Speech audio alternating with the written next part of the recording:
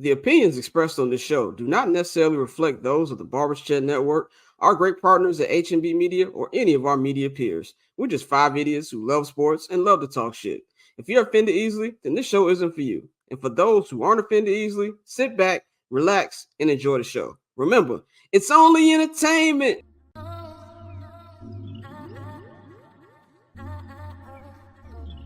So cool. Triple double hat trick, I know the code too. Ice trade, go for trade, yeah we cold too. Getting paper on these player haters, old news. Money on the other line, so I'm not gonna hold you. Money on the other line, so I'm not gonna hold you. Money on the other line, so I'm not gonna hold you. Money on the other line, so I'm not gonna hold you. Money on the other line, so I'm not gonna hold. My agent just said we made 100 flat. Make it back and make it stack just like I'm Steven Jack. Put my rings up in the camera like I needed that. Up in the air and at the rim is where I meet them at.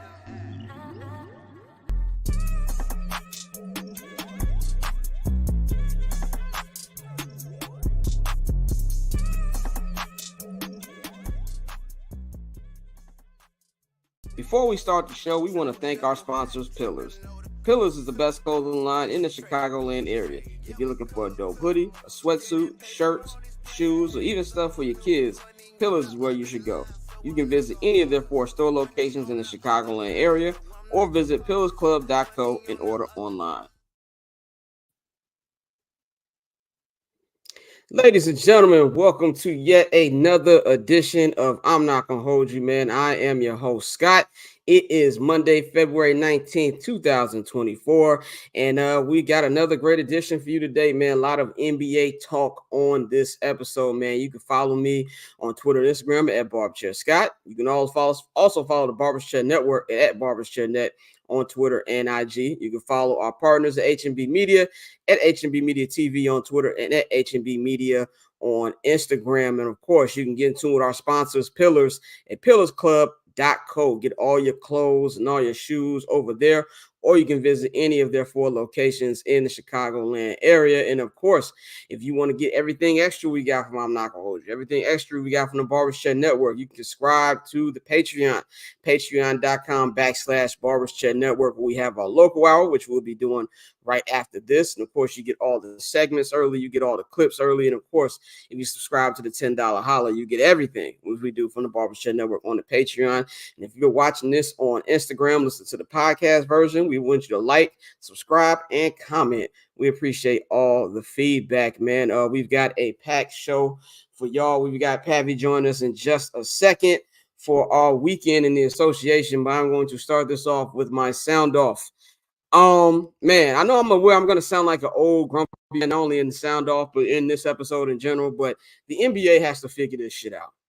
This shit has gone from very entertaining to something that I just don't give a fuck about anymore. And this is something where it's more, I'm gonna focus on All-Star Weekend here instead of my overall complaints with the NBA, as I've said many times on this show and also on Twitter. I know I come off like I hate the NBA. We've even had some people comment on here like, y'all don't even say anything good about the NBA. Just stick to NFL and shit like that. I'm not going to sit up here and act like I don't favor the NFL. I favor the NFL. I am obsessed with football. I understand that. But I love the NBA. I love basketball. I have been a fan. The NBA was the first sport that the NBA's first league that I really, really watched. I started watching sports in 1995 when I got introduced to who the hell Michael Jordan was. I was like 7 years old at the time, and I watched exclusively the NBA for at least the first 5-6 years of my viewing life as a sports fan. I used to love watching, and it's just something now where the product is bad. But more importantly, the All-Star game, the All-Star weekend. I'm not going to sit up here and act like the All-Star game was ever this ultra competitive, game 7 type energy. It's never, ever been like that. I'm not going to sit up here with nostalgia eyes and say that. But it has been much better than it is right now. It's to the point right now where what's the point of having it? Like, the dunk contest is a cooked product.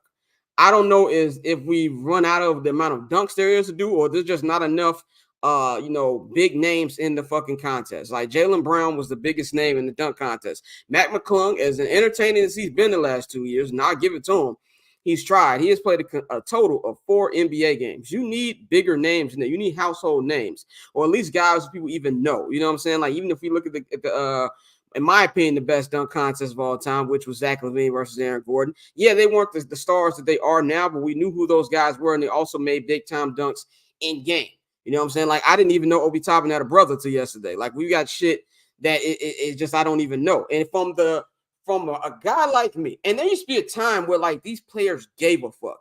And that's just not just with the All-Star break. The regular season has been pointless from, like, the last couple years. I'm not going to shit on the playoffs. I think the playoffs post-pandemic have been very entertaining, and I've been entertained with all of them. But the regular season has just been a waste. If you got an NBA season, which essentially lasts 8 months, from if we round up from November, because it basically starts the last week of October, to the end of June. That's an 8-month NBA season. Basically, only telling me that 2 out of those 8 months actually matter. Now, I personally feel that all-star games across the board in all leagues are pretty much pointless in this day and age. I think the best all-star game is probably Major League Baseball, but even then, I don't have as much incentive to watch as I used to. It doesn't give me the same thing. Now, maybe I'm older and maybe it's just not for me anymore. That could be it. That could be a point where maybe I'm just out of its target audience. Maybe I need to talk to some younger people. Maybe their opinions on the All-Star game has changed. The NFL changed the Pro Bowl to just, okay, we're just going to do a flag football game. And while it has been a little bit more entertaining, I still haven't watched. I haven't watched any Pro Bowl since like 2004. I just gave up on that. Now, the All-Star weekend has always been their crown jewel. This is the first week that the NBA has had to themselves all season. No NFL, no Super Bowl, nothing has been going on. And you fumble it like that. Now, I'm also part of the big city people that I feel like it should be in a big city, but as far as how they actually carried Indianapolis, I think they actually did the presentation was pretty good. Having Babyface sing the anthem, having Oscar Robertson, Reggie Miller, and I know I'm forgetting Larry Bird come out and speak to the crowd. That was dope. And I thought they did that pretty well as far as giving the city its love, having Mike Epps in the intro and things like that. I think the way they did that was perfect. It's never going to be canceled because of how important it is. And I think the ratings are going to come out and they're going to be pretty big. But something's got to change from an entertainment standpoint. If you got guys like David Aldridge who eat, sleep, and shit the NBA saying it's ridiculous and I don't even want to watch. You got guys like Scott Van Pelt saying, if you don't care, why should I? The average person doesn't give a fuck. I have never in my life, out of the almost 30 years I've been watching the All-Star game, actually stopped watching at halftime. I stopped watching the halftime, not just because how bad the game was, but who the fuck, with all due respect, she's a Chicago legend, who the fuck booked Jennifer Hudson? Like, there was nobody else you could have booked. None of these other little rap niggas you could have got, or somebody else that you could have had. And the younger generation, if I don't know any Jennifer Hudson songs, and she's my generation, these little niggas definitely don't know any fucking Jennifer Hudson songs. I didn't understand the point of that. You'd have had a better job having Babyface at halftime do that. At least he's from Indianapolis. Like, that didn't make any sense to me either. I stopped watching that.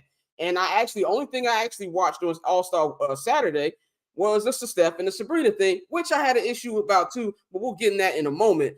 I just feel like the overall thing needs to be revamped. I don't know if it's something where you need to put money on the line, because outside of the in-season tournament, that little 5-6 week period, it has been bad basketball. And the fact that we got to pay these guys even more money for them to actually give a fuck, I think is the problem.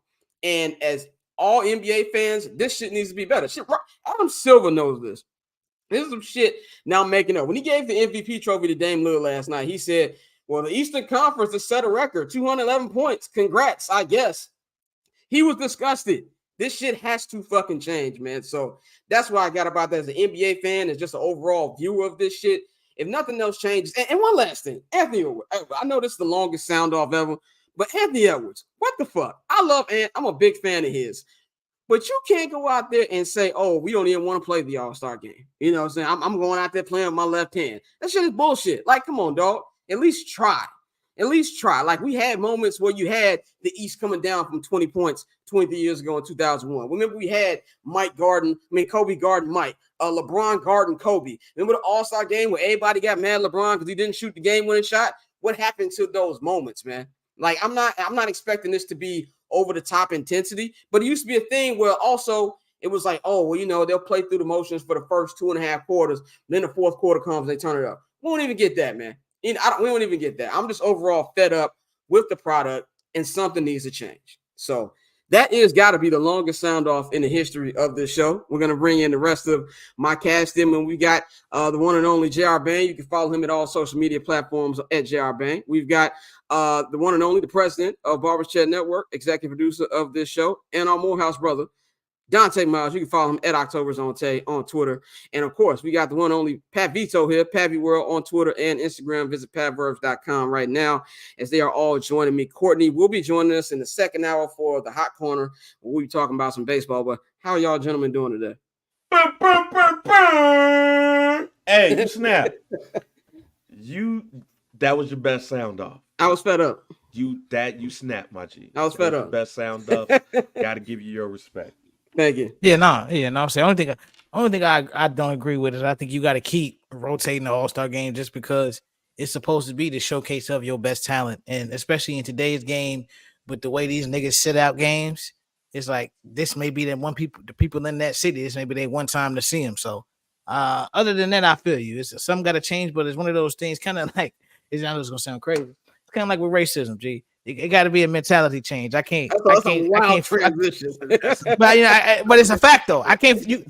You can't force nobody to do shit. Like Ant hit the nail in the head. Like they don't give a fuck. So like I don't care how much you incentivize it. The players have to care. Like at least and hard enough to go for a quarter.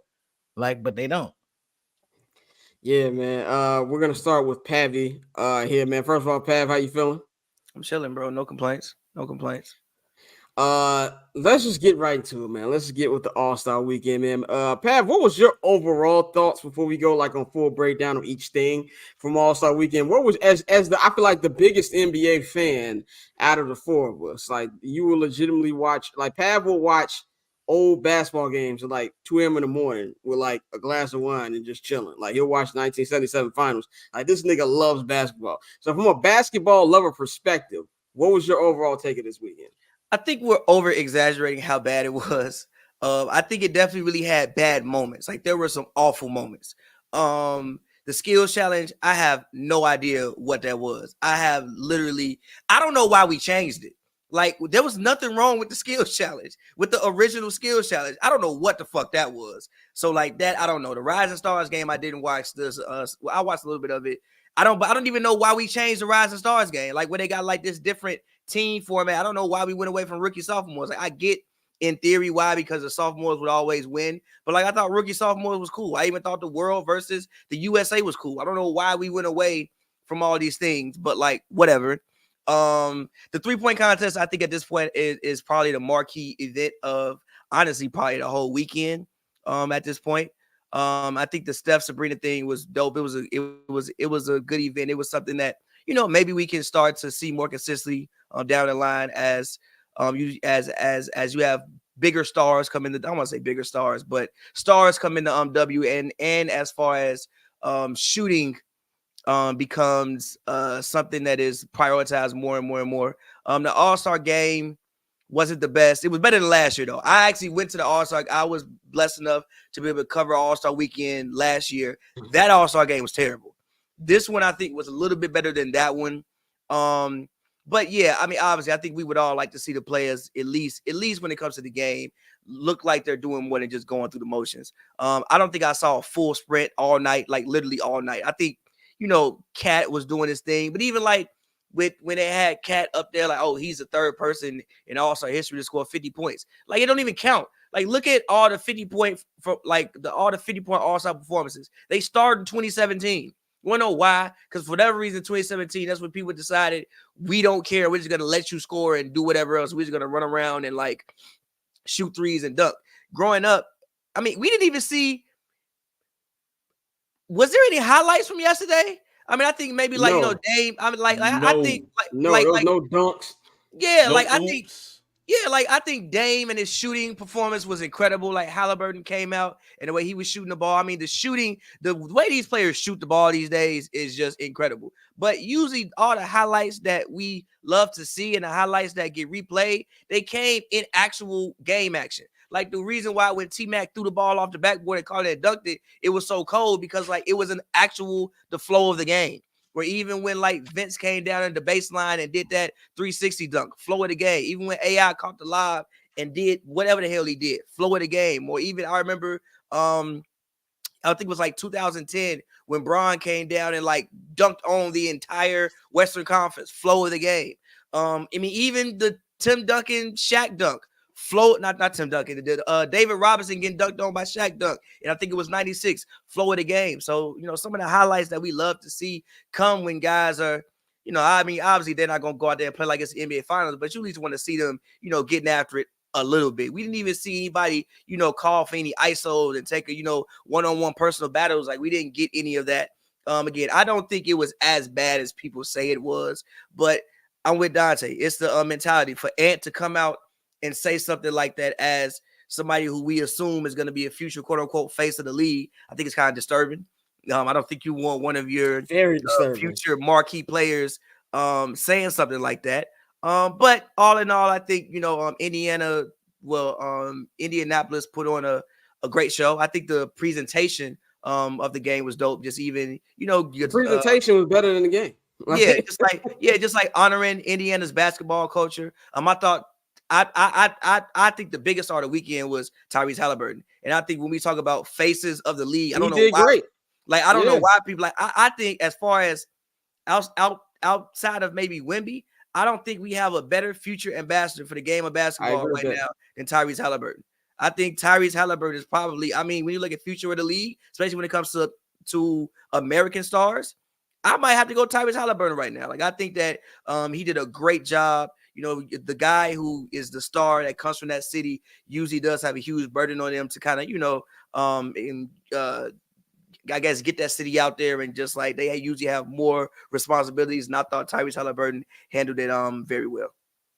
A couple things before I go to Dante and Bang. One, Courtney's in the chat. She said, okay, but how do we get Jokic and Luka on the same team? I think unless Mark Cuban has no pulse on it, I don't think that's ever gonna happen.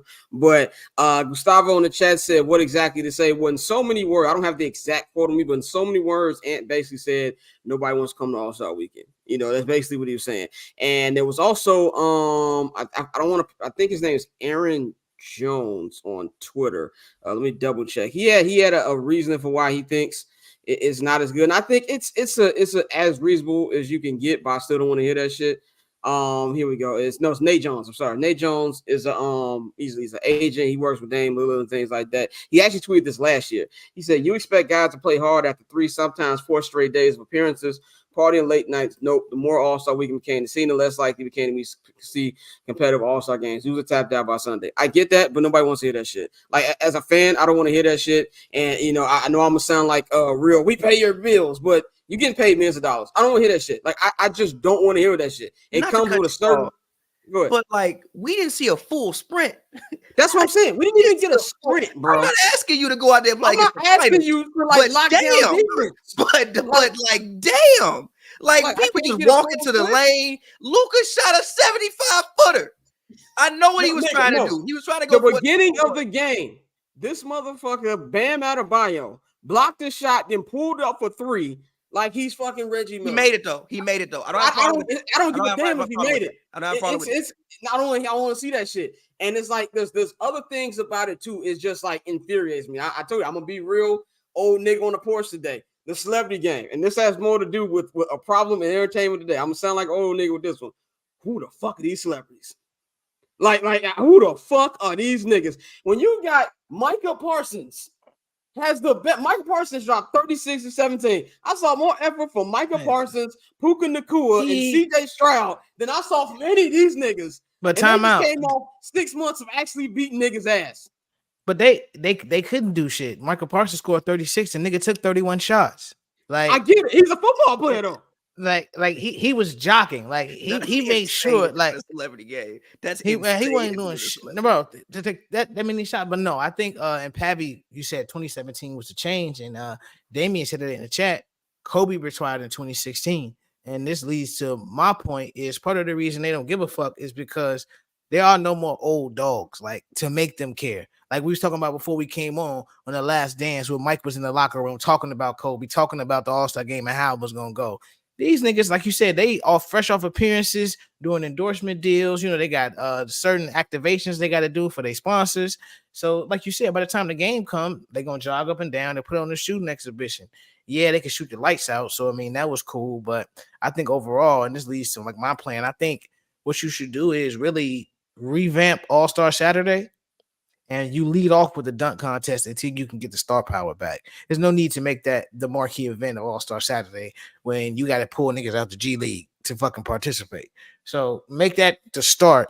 And then the Ionescu and Steph shit, that was perfect. That was probably like the most exciting and the most energy you saw in the building. So since, you know, 3-point shooting is the marquee thing, you move that into the main slot.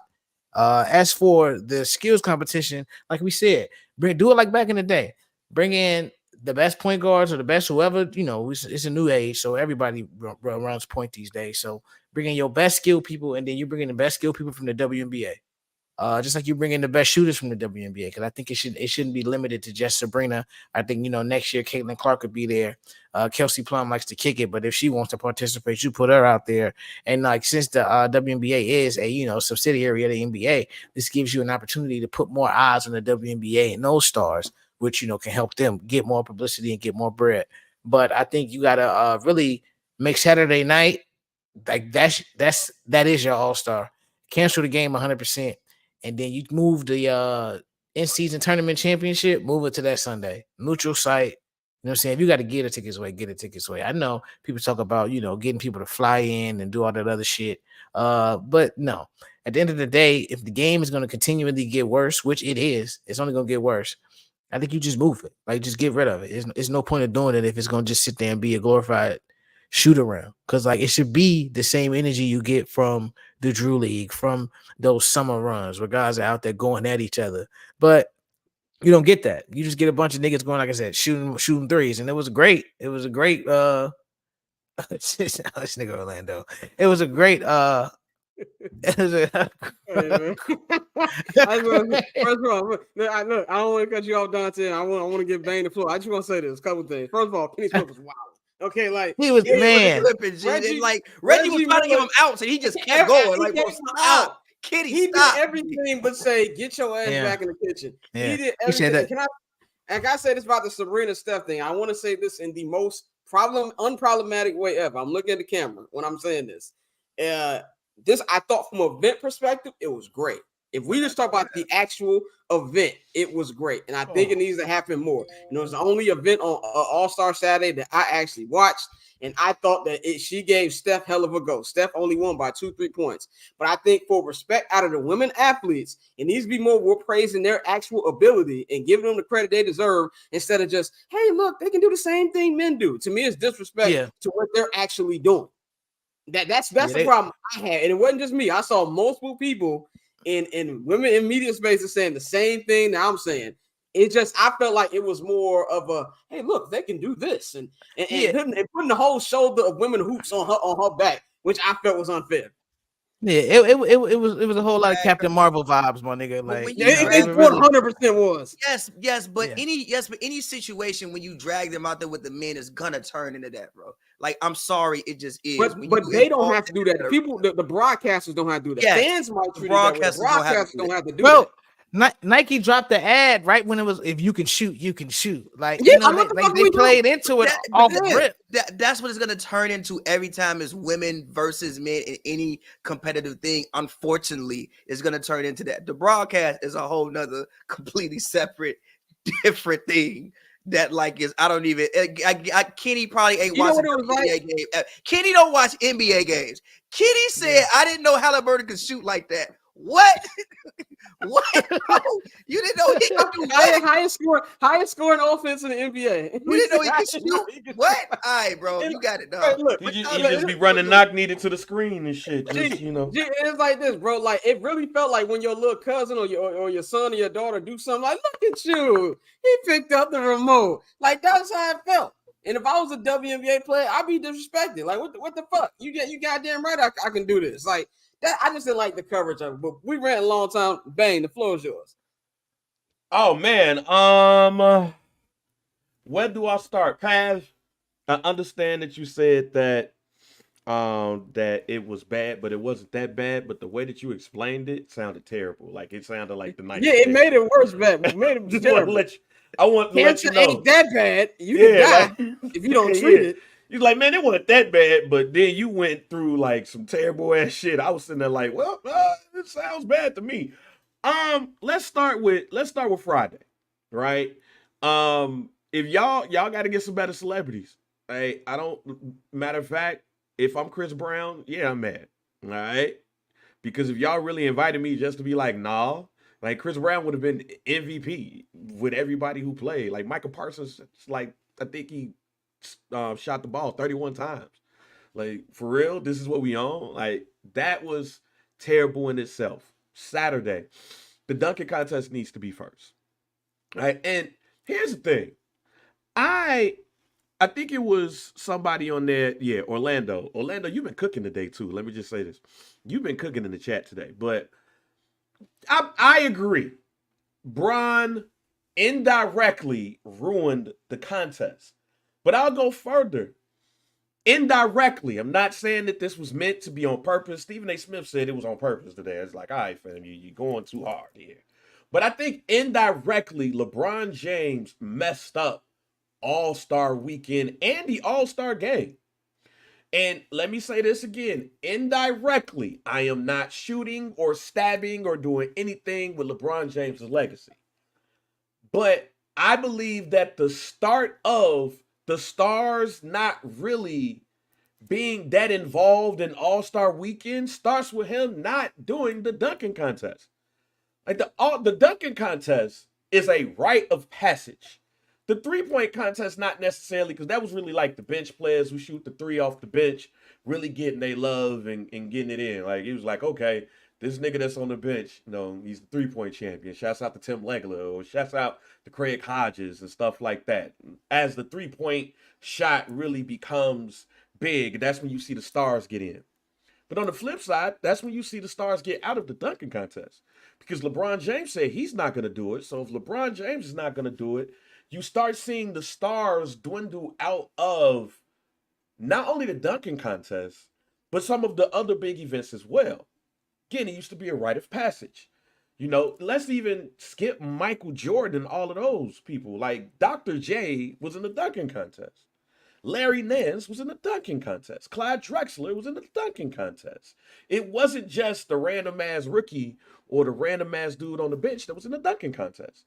Like, you go look at the 80s and even the 70s, and you see stars in these events. So when LeBron James decided that he's not going to do it, now it's, put $1 million up and then I'll do it and stuff like that. But it used to be a rite of passage. Even when Kobe didn't jump into the dunking contest. But then when he finally did it, it was like, oh shit, Kobe up in this joint. Hell yeah. Vince Carter. Oh shit. He's the best in-game dunker we've ever seen. And yeah, it was some hit or misses between that. But when LeBron James officially was like, nah, I'm straight, it really became, I'm straight for everything and everybody. And when it comes to the All-Star game too, I think that the best All-Star game in quite some time was that game where LeBron James didn't take the shot. But I also believe that did it a disservice for everything else.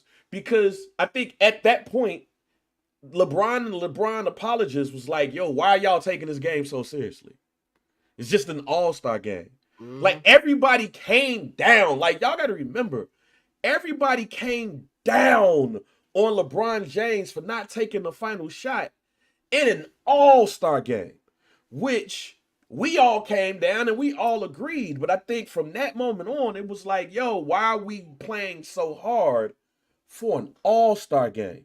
And that's why I say indirectly. It's not something that he did on purpose. It was not something that he planned. This was not a Clutch Sports design thing to take down the All-Star game and stuff like that. But I think some of those things that were done indirectly killed what we saw from the All-Star game.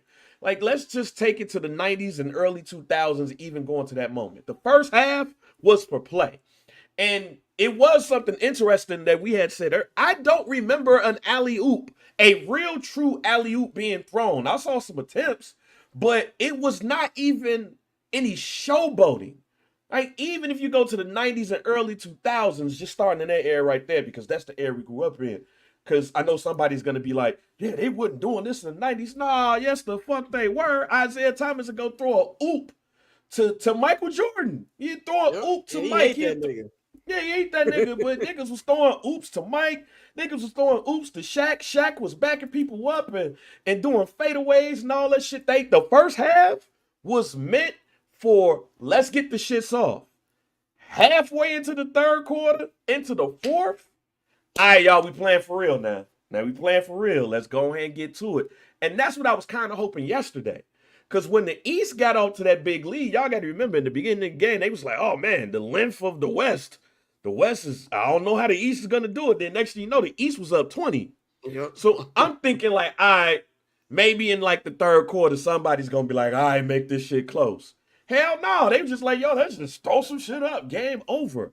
So anybody that says anything about the competitive nature to the game, that halfway in the third quarter to the fourth quarter, shit got real. Shit got, all right, we about to go play. We're about to play for real, and then we'll see what happens. And we did not even get that. So for, what was his name? Nate Jones. For Nate Jones to say, oh, they was doing all of this and all of that stuff. That's why you play in the third and the fourth quarter. We're going to play around and try to do some highlights and all of that shit. But then once the second half comes, all right, man, we're about to play for real. And I think that's the disappointing part about Sunday, is that we never seen any type of competitive nature pop out, especially after the East was up by 20. Because once that was if you gonna tell me we gonna stop playing after they went up by 20, then it was literally no reason for us to watch the game if you was going to stop playing. Basically, it was like live or 2K. Hey man, we dubbed, so pass the controller. All right, we just go play around with until, blah, blah, blah, blah, blah. But Saturday, and I agree with y'all points about, Sabrina and Steph Curry. They definitely played her like the Make-A-Wish kid. Yeah. Like y'all seriously, for real, like y'all know what she do.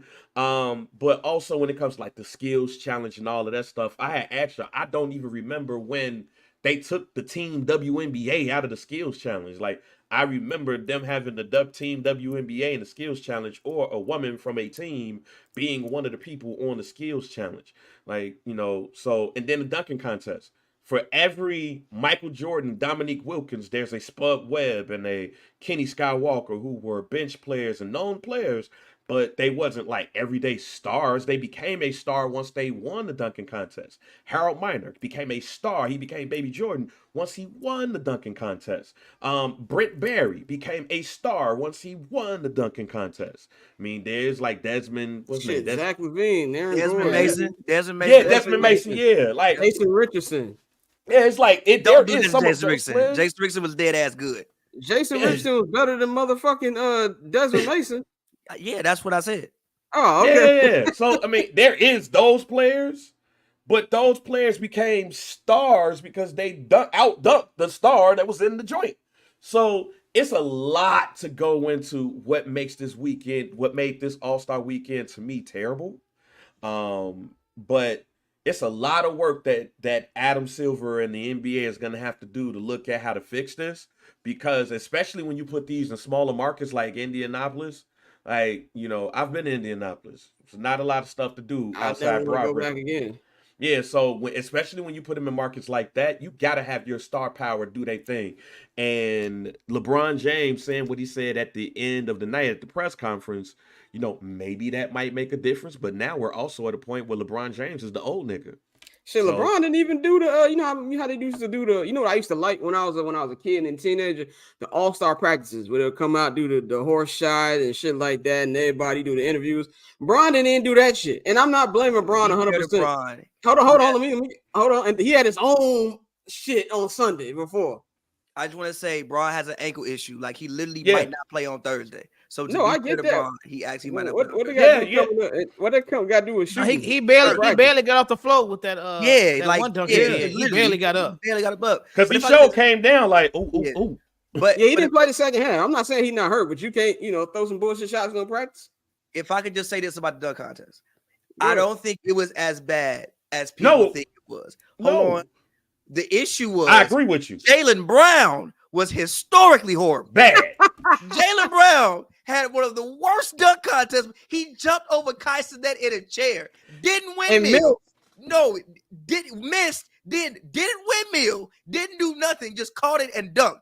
Jaylen Brown had one of the worst. And then came down and then he did the deep run. What the fuck is that? He did the Chris Carter. This is called bapping.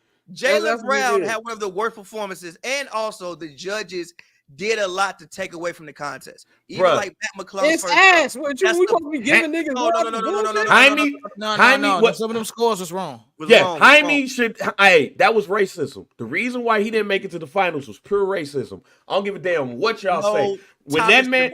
Toppin had the best dunk. It don't matter. At the end of the day, it don't matter if it was Toppin or Jacob. It was racism involved for him not to have a higher score. When he put all of the Mexicans that ever played in the NBA on the damn LED screen on the court, like when I saw Eduardo Najera, I said that they are not going to give him the correct score. That is racism.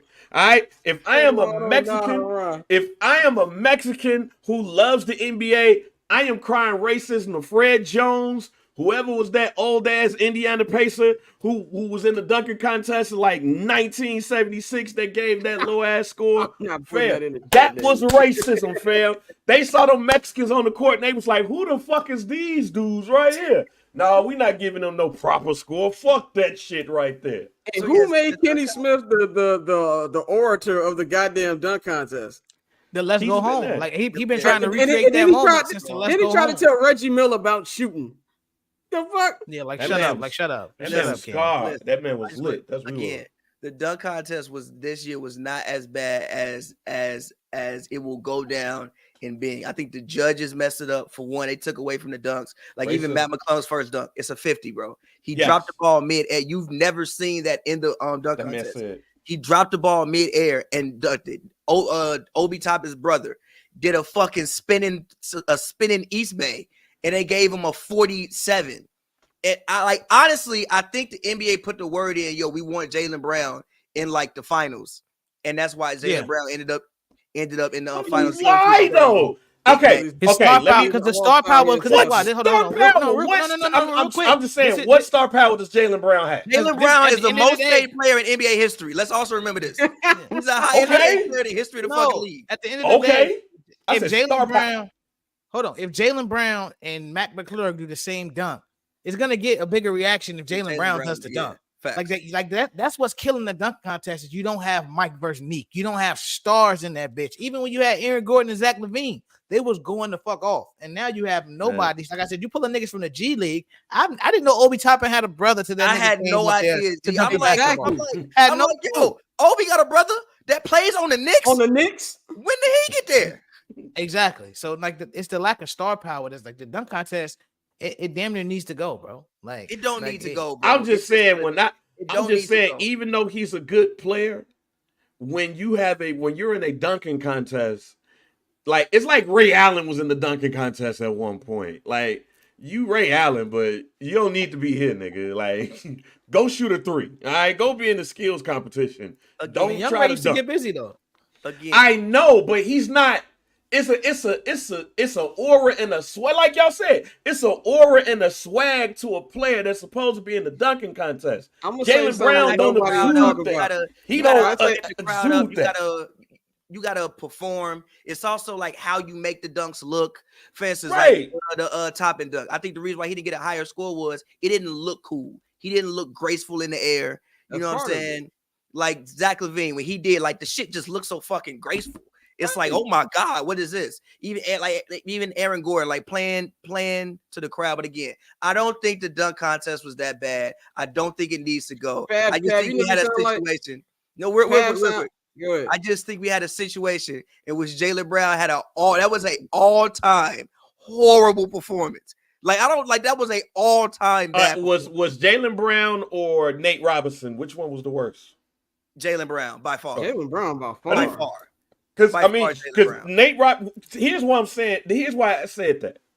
Because Nate Robinson missed more dunks, and I think he got on more people's nerves but there's a swag in the aura about Nate. Right, He but was trying some difficult shit though. G. That's what I'm saying. It's a swag in the aura Jaylen with Brown Nate Robinson. There's no swag or no aura with Jaylen Brown. Like it's just like niggas don't like Jaylen Brown. Throw him a lob to jump over Kai Cenat sitting in a chair. He didn't even jump over 5'4". He's 5'4". Also, look, do you think the average NBA consumer knows who Kai Cenat is? Yes, I don't think you do because you're old. Yes, no, I just knew. I just found out a couple months ago. I'm saying the average month. Yes, yeah, like they know who that nigga is. Yes, I think the average kid who's consuming the NBA knows who Kai Cenat is. But also, that kid is like, yo, this nigga's my height. So why are you dunking over him? It's not impressive. Yes. Now I'll say this. And oh my bad. Just one more thing, because Bang, I wanted to get you back from when you said about the shot. The reason why that was a big moment that Bron didn't take the shot was because that was the era in which Bron was either missing game winners. Yeah, no, I agree. No, I agree. That's my whole point. It's like, yo, we putting all of this pressure on an all-star game. I think there was a lot of people in the NBA at that time that are LeBron James fans or stans, and even fans was like, yo, why are we putting all this pressure on LeBron James in an all-star game? When we all understand what's the point here, but I think that a lot of people was like, man, we ain't about to go through all this pressure for a motherfucking all-star game. They're the same niggas who like use the term ring culture, which I fucking hate to death. Right. And so yeah, I agree with you, man. Yeah. But here's the thing, now we're gonna move on to the second half preview. But I was going to say about what I wanted to say. Pav sound like me when I'm like talking about a bad Marvel movie or a bad show. I'm gonna find something to like about it. Like I think Secret Invasion was horrible. Then I rewatched this weekend. I'm like, you know what? I liked where they were trying to go. Well, if they'd have did this, it would have been better. He like me when I break down a bad Jay-Z album. That's what you're doing. I'm like, well, you know, compared to other niggas, it's better. Which it was bad. It was just bad. It's never gonna go nowhere, and it's gonna get worse and worse. But it was bad. It was bad. But let's move on to the second half, or the unofficial second half, because there's only 25 games left any fucking way. Pat, what's some things that you're gonna be checking for in these next 2.5 months? I mean, not two, but like a month and a half of the season for the playoffs start. For one, I think the Warriors is on one thing. I think quietly the Warriors did go on like a 5 or 6 game win streak before they lost their last game. Forget who they lost to, but they did go on like a 5 or 6 game win streak. So I think, you know, the Warriors, obviously they can get back, get healthy, and Draymond is engaged. Also, again, with the way, was that Richard Jefferson who said that shit? What did Richard Jefferson on the broadcast, but he was like, maybe they needed hold on, I forgot about that. Nigga, what the fuck was the shit this week? This nigga said, rest in peace to the coach that died for the Warriors. This nigga said they needed that as a push. I get what he was trying to say. No. I'll say it, man dying for a push to make the play in. I'll say it like this. I think the Warriors have something to play for that is now bigger than them, that can hopefully bring them together. And again, if you know, I'm one of those top teams, like if I'm OKC, or if I'm, you know, the Timberwolves, or if I'm who was at the top, the Nuggets, any of those teams, especially those like younger teams that I named, like the Timberwolves and like the Thunder, you work hard all year, and your first round matchup may be the Mavericks, it may be the Warriors, it may be the Lakers. Like, you just worked hard all year for your first round matchup to be one of those guys. So I think the Warriors, I think the Mavericks as well, you know, picking up Daniel Gafford and picking up PJ Washington. And Lively, they actually have a big man rotation now to pair with Luka, so Luka can, you know, bring his like lob threat frequency back to the Mavericks. So I think that's one thing to watch. Also, again, Tyrese Halliburton and the rest of the Pacers. I think the Pacers are a team great. I don't expect them to you know, make the finals or anything, but I think they can be a really, really good story and be something that springboards them for the future. And they be one of those, you know, classic Indiana teams. Like, I think when the Pacers are good at basketball, it's good for basketball. And I think that Tyrese can be a guy that can be in that market for the next 15 years and end up being maybe the best Pacer in franchise history. Why the Indiana Pacers is good for the NBA being good? Because I think that they're a small market team, but they are a market that really cares about basketball. So I think that it's good. And I think that it's good when you have those smaller teams and those markets that, you know, embody the city, but also when those markets really care about the game of basketball. Mm-hmm. So I think that's something to watch. And obviously, Doc Rivers and the Bucks. I think that's a huge thing to watch. I mean, I guess they 3-6 since the man came over. 3-7 since the man came over. So I think that's a huge thing to watch. And then also Did you see what Shaq told Dame yesterday? And he had Dame looking like a little nigga. No, he's like, yo, y'all niggas too nice. Like y'all need to have some bark. Like smack somebody upside the fucking head. Like, and then Dame was like, I hear you. Like if I'd have told Dame like that, Dame, he like, man, shut your fat ass up. But like because it's Shaq, it's like I can't say nothing to Shaq. You know what I'm saying? It's real quick, not to cut you off, but just hypothetic Doc Rivers is. This man, they asked Doc Rivers, he said, I asked him if I could start after the All-Star break. Because we had this tough stretch of games coming up. Doc Rivers is Get the most this nigga off the sidelines, bro. Get him out of here. I quote, I wouldn't wish this on anybody. $40 million in the middle of the year? That sounds like happening, nigga. The man said, I wouldn't wish coming in with your team going against in this little bank of games. I wouldn't wish this on anybody. You gotta be kidding me. What the fuck? Well, anyway, that, and then last but not least, I think this final MVP race, I think it'd be very interesting. I mean, like with the Clippers, what they're doing, I think Kawhi has to get his name mentioned. Shea, may possibly win and get his name mentioned. Tatum, I mean, Draymond even made like a great point about Tatum. They are like Boston does have the best record in basketball right now. And we just completely don't even mention Jason. He don't even be on ballots. So I think he shouldn't be on the ballot because Jason Tatum should be on the fucking ballot, man. So nigga, I don't even started on Jason Tatum. My bad. So again, I think that those are my the biggest things for me to watch as the season draws to a close and we get to the playoffs. What I want is some games that actually get I need some shit to get me entertained, bro. Like the NFL is a wrap. Like you know how bad it is that I'm like itching for the NFL Combine, like it's an actual game to be played. Now I was watching the HBCU Combine today, nigga. This nigga Bang put in the group chat. I'm watching the motherfucking HBCU. First of all, I didn't know HBCUs had a combine. Number one, that's crazy. This nigga is football starved. Okay, that's crazy. I'm watching a nigga from Arkansas Pine Bluff.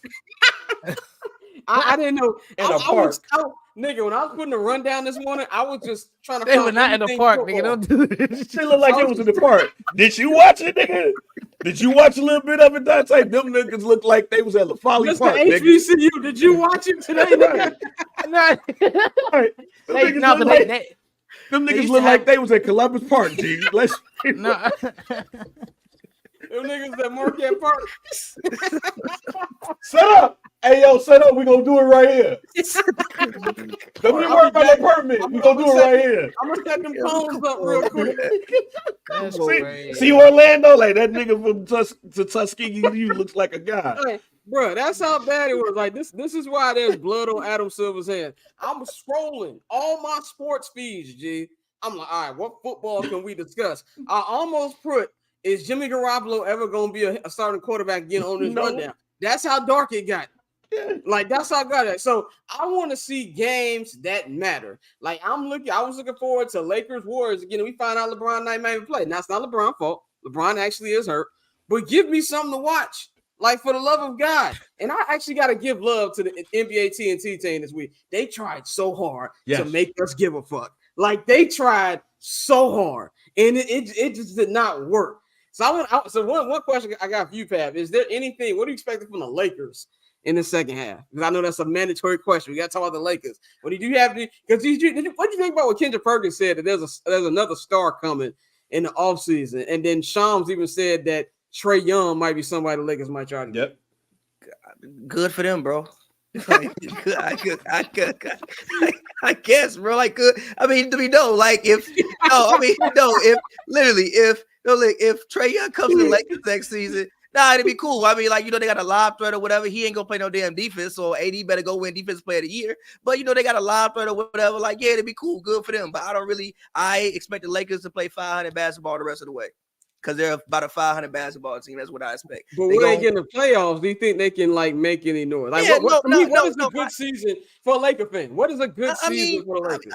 I mean, second round maybe if everything goes completely the best it possibly can. I mean, again, like I said, if you look at the top of the conference as it stands right now, it's Minnesota and it's the Thunder, right? And if you look at the 9 and the 8th, it's the Warriors and it's the Lakers. And I think Dallas is in there as well, and Phoenix might slide down there as well, as far as that little like last 4 teams. Like, you may win 55 games, and your reward in the first round may be playing LeBron James, Anthony Davis, or Steph Curry, Clay, and Draymond Green. So, yes, I mean, I think that if the Lakers can get into a series with the Thunder, I think that we can get into a playoff series. Obviously, LeBron James has played basketball 21 years. He has forgot more basketball than most people will ever know. So you get into a playoff series, you know, you're not playing every day. You're not playing back-to-backs. You watching film. I think that's when, you know, obviously the mind of LeBron can really, really shine. And, you know, you can get his, and he can get his team, you know, ready to play basketball. So, I mean, yeah, like if they can get in the play in and win in the first of all, they would have to win in the play in. There is no who they be playing in the play in right now? Right now they would be playing the Warriors in the first game, and then they would be they will play the loser of the 7-8. So I mean, yeah, I mean, I guess they can get to like the second round, but I mean, wouldn't it be funny them niggas lost to like Utah? That could happen. No, they could really use Luka.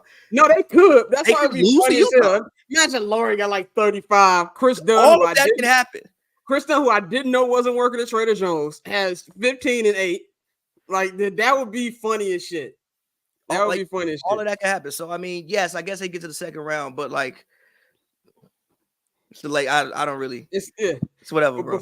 Before we send Bang to the bench and bring Courtney off the bench for our baseball segment, Pav, you've got some new music dropping tonight at midnight on the East Coast or at 9 p.m. on the West Coast. Man, tell us about your new single, FaceTime is Dangerous. And I agree with the title. Tell us what the song is about. Yeah, so I have a new record coming out called FaceTime is Dangerous, basically about the potential dangers of being on FaceTime and drunk FaceTime and things like that. Basically, the record is really about shout out my homie DJ Night Train. This was New Year's Eve, the last New Year's Eve, not this previous one, but I was in Miami. And if anybody's ever partied in Miami, you know, partying in Miami can lead to like 7 a.m. night. So basically, I was dead the whole next day. He giving stories. Yeah, so basically, I was dead the whole next day of New Year's. So what happened was I ended up on FaceTime for like 6-7 hours. Literally like 6-7 hours drinking Casamigos. And yeah, that's what that record is about. So everything I say in the record is basically what happened in that conversation. But again, I hope you guys like the record. Like Scott said, it'll be out at 9 p.m. tonight. You can find it on Apple Music, Spotify, wherever you like to stream music at. Yeah, make sure you guys check that out. And the video will be out. And the video will be out as well. The record and the video will be out as well. So make sure you guys check that out. Shot by TPJ. That's a good video on there, man. Pav, thank you for joining us as usual. I'm gonna have you on an episode of Cousin Dan coming up. I got Mike on this week's edition. That's gonna be funny as well. So I'm gonna do one where it's all of a sudden. Go ahead, Dante. I'm gonna say real quick before you go, Pavy, just to clear the air. The HBCU Combine was at the Oshner Sports Performance Center. Yeah, how long did it take you to Google that? How long did it take to Google that? You Sports Illustrated, brother. It was real quick. I was waiting. I had to let everybody get their shit off, you know. And I had to wait because normally it said Morehouse, and like I feel ain't the best. So outside of that complex looked like a school, high school field. Inside of that motherfucker, it was nice. But I mean, inside of it was nice. But outside of it, that shit like Columbus Park, fam. Oh man, Pat, we appreciate you, bro. We're gonna have you back on here next week, my man. So we are going to Bang's gonna be brought to the bench, and we're gonna bring Courtney on. Bang will be back in just a minute as we talk baseball. Courtney, what is going on? What's going on? Bang don't want to talk ball? That's crazy. Well, you know, Bang, hold on. I don't know shit about what y'all talking about. You be throwing shit up in the damn chat about like this is the perfect time to learn. I'll learn from the back end. Listen, I don't know nothing about these Dominican dudes you be talking about up in the chat. Like who is Elmer Ramirez? I don't know this nigga. We're up here trying to just educate the people about, in my opinion, what is the greatest sport in the world, and that's baseball. Well, Courtney, the floor is yours. What you got for us this week? Yeah, so before we get too much really deep into the nitty-gritty of baseball, it's probably important for us to talk about what the guys are going to be wearing on the field, right? And there's been a lot of controversy. I see Dante shaking his head already. There's been a lot of controversy about these new Nike uniforms. And I know we talked about it a little bit this morning too, Scott, because Nike and Fanatics, the new distributor of the Nike jerseys, dropped 3 different variations of the uniforms. And to say that opinions are split would be an understatement. So, of course, you've got some guys talking about the uniforms. And, of course, they're all Nike athletes saying good things about the uniforms. But otherwise, you have a lot of guys who have gone, off the record so they can say the things that they want to say, saying that the uniforms are absolutely trash. I know better when Nike is saying that they made these uniforms. They're called the Vapor Premier Elite jerseys, and they made them out of recycled polyester and other sustainable materials in order to reduce, the amount of bad materials they're putting into the environment, blah, blah, blah. I'm not buying it. It's all cost-cutting measures. They're heat stamping the letters, and that's not a good look. Also, not to mention that the price of the jerseys has gone up as well, which is crazy. Dante, have you had a chance to check out the unis? Hey, before we go, Dante, I just want to say this. You know what this reminds me of? I don't know if anybody, I don't know. I know y'all probably don't watch Seinfeld. The episode of Seinfeld where George worked for the Yankees and they moved the jerseys to cotton and it was fucking shit up on the field. That's what this new jersey shit reminds me of. But go ahead. No, I have got a chance to look at them, and they're awful. Like it reminds me of like back in the day when you were trying to be cheap and you go buy a Kids XL, and then the name on the back of the jersey be little as hell. The name was little as hell. Oh my and it's God! So bro. weird. If you look at some of the guys and their names on the jerseys. So before, the names would just kind of go straight across, and if their names were like a little bit longer, they would have no choice but to kind of curve it. But now it's the curvature is so extreme. Like if a guy's in a windup or something, you're missing like 4 letters on this side. I just can't wait. I know it's, pitchers and catchers have primarily reported. But, I can't wait until there's a guy like Edwin Encarnacion Strand. I want to see what that looks like on the back of this freaking jersey, because what's it going to look like? What's jersey? What's the name on the back of that jersey going to look like? The fact that Josiah Gray's jersey looks fucking horrible, and there are 4 letters in his last name. 4 letters. Like it's a joke, bro. But it's Fanatics. We talk about all these mergers, and people were talking about Fanatics having a monopoly, and they're gonna do the NHL jerseys next year, and they're gonna be just as terrible. So I mean, we talk about or deny that at the moment. We talk about our boy Rob, but yeah, man, this was not one of the best moves he's made. Yeah, and it's important to note that the jerseys, again, I'm into fashion, so I understand how much work goes into just making any kind of clothing garment, right? It takes a lot more effort to stitch something, whether it's an embroider something, than it does to screen print it. So this whole, the jerseys are going to look, and when you look at the two side by side, last year's jerseys versus this one, you can clearly see a downgrade in the quality of the jersey. And the fact that they're now $40 more expensive is just, it blows my mind. But, peak Michael Rubin energy. Moving on, we were going to talk about, I really want to get into the Oakland Athletics, because this is a story that's kind of we're on a bit of a time crunch with the A's right now. Primarily because it is 2024. They are trying to be in a new ballpark by 2028. They need to have the Major League Baseball schedule. They need to know where they're going to be playing by July. So there's a lot of moving parts there. And Dante, I know you said it last week when you said, don't put it past them to kind of fumble the bag really and end up somewhere else. But in my opinion, that's kind of what it's looking like.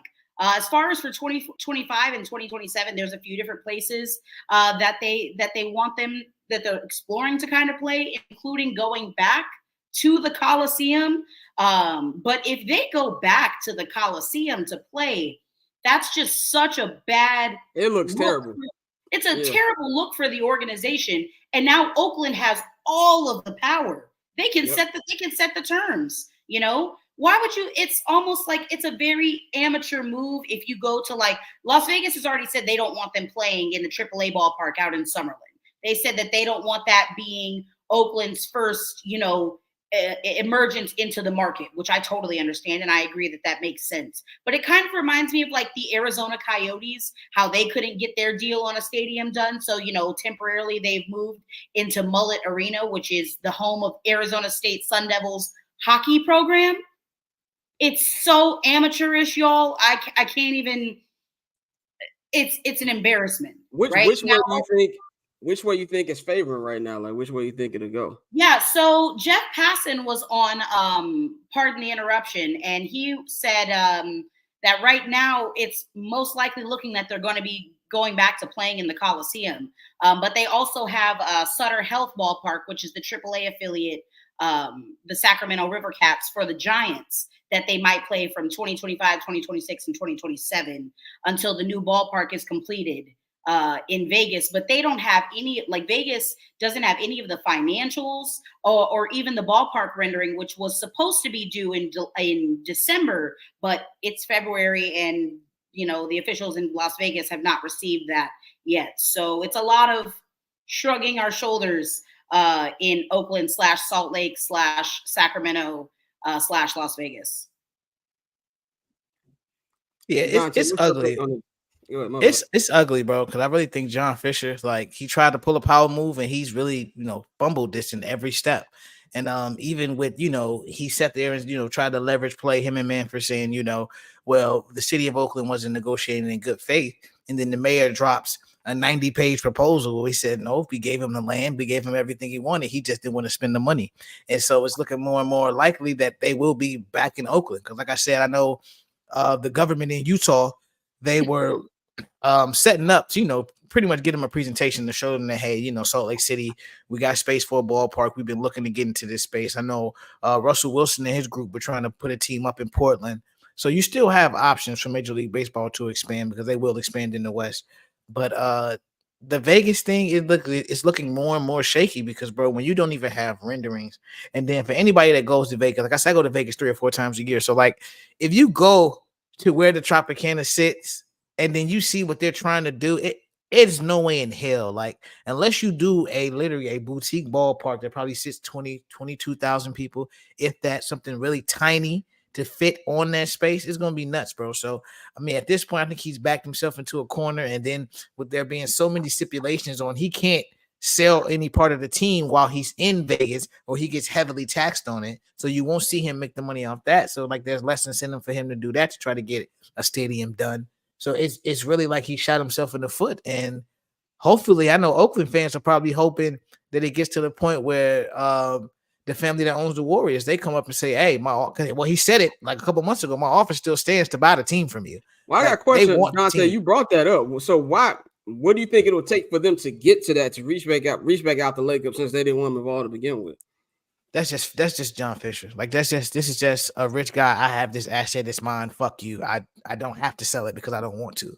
Like, a lot of people probably want him to sell it, but when you own it, you know, that's a very small club, and he's a member of it, and he doesn't have to move. But that offer has been on the table for years, and like I said, he passed up equity in the Warriors before they won championships, so he would have made even more money had he already done the deal and just gave them a part of the A's, and they would have had a stadium. But it's just him being stubborn. So I think it would take the league reaching out and saying, hey, look, if you can't get this done in Vegas, either get a deal done in Oakland or sell the team to him, because they know he has the money. They know he has the financials. They saw what he just did with the Chase Center. He can make all of this work if he wants to. So I think that's what it would take if they fumble this and end up back in Oakland, and the league, like Manfred, would have to tell him, hey, you know what? If you can't do this, you got to go.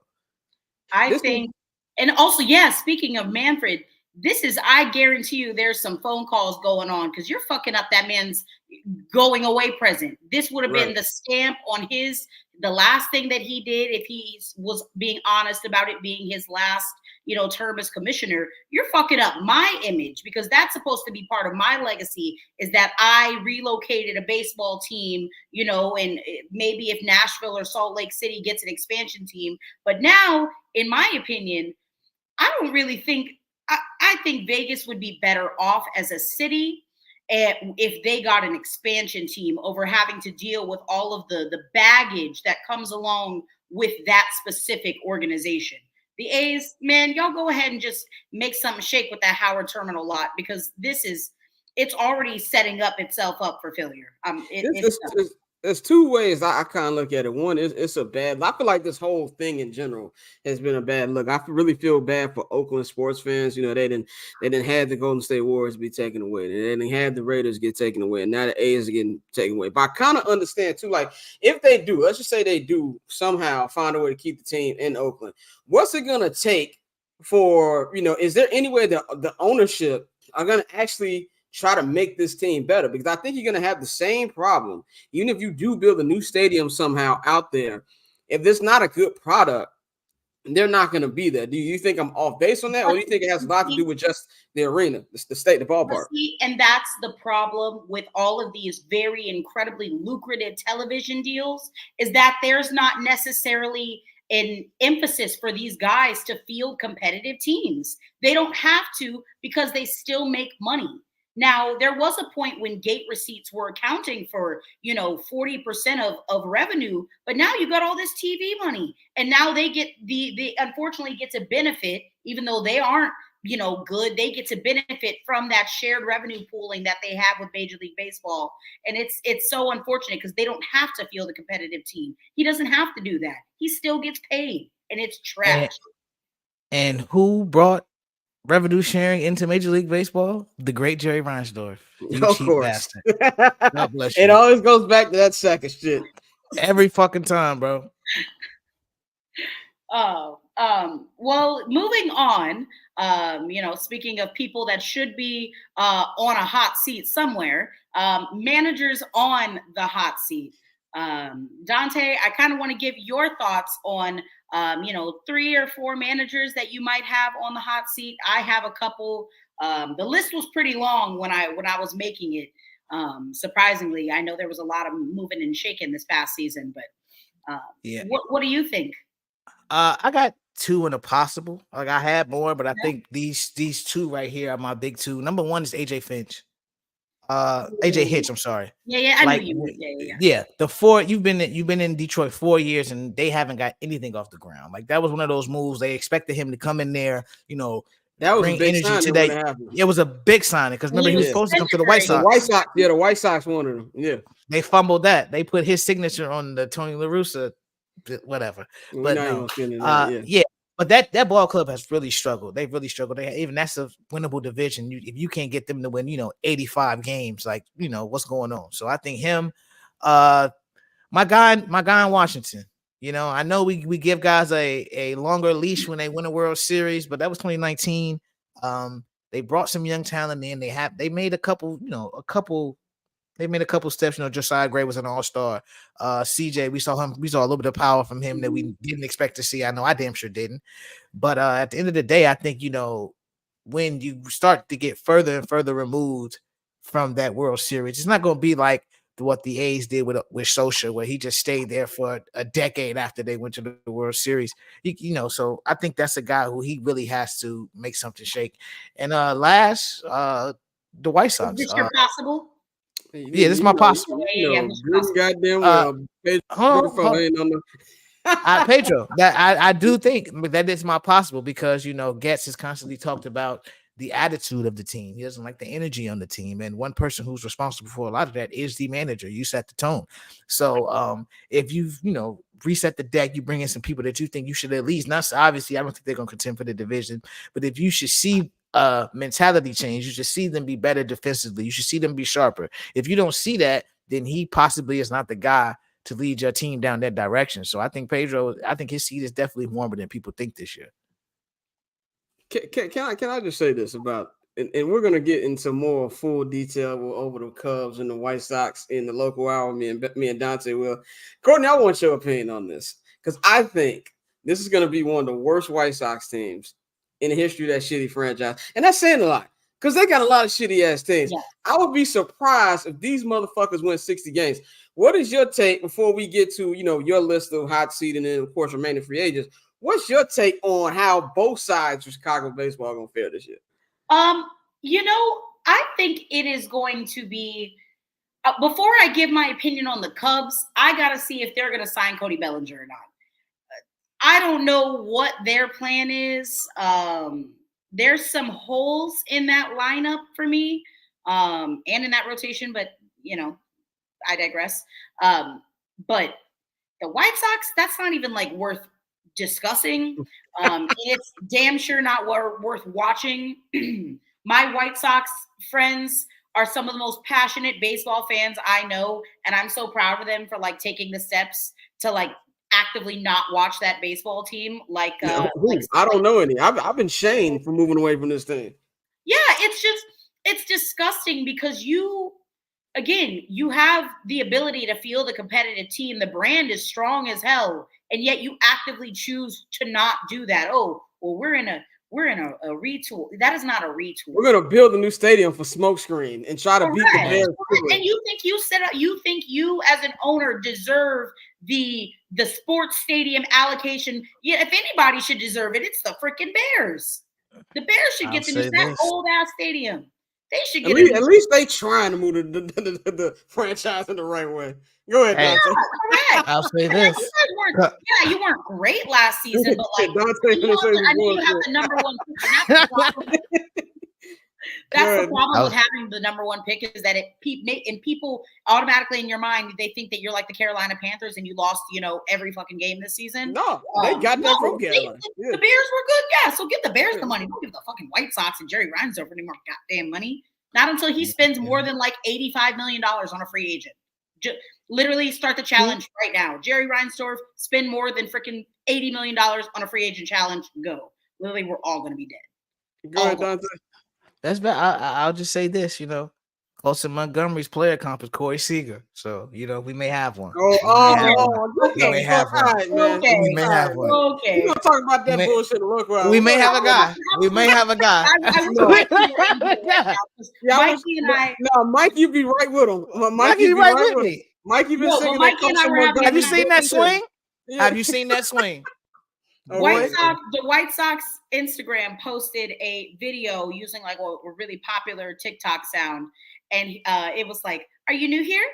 Talk from Andrew Benintendi. I don't remember who else was standing with him, and then it went to every single new, and it was like, yeah, and there were like a bajillion new White Sox players, and Mikey is like, I can't believe that I have to watch Nicky Lopez play baseball on my Let's be very clear. Mikey is watching at least 65 games with him. 100%. He can fool me all he want.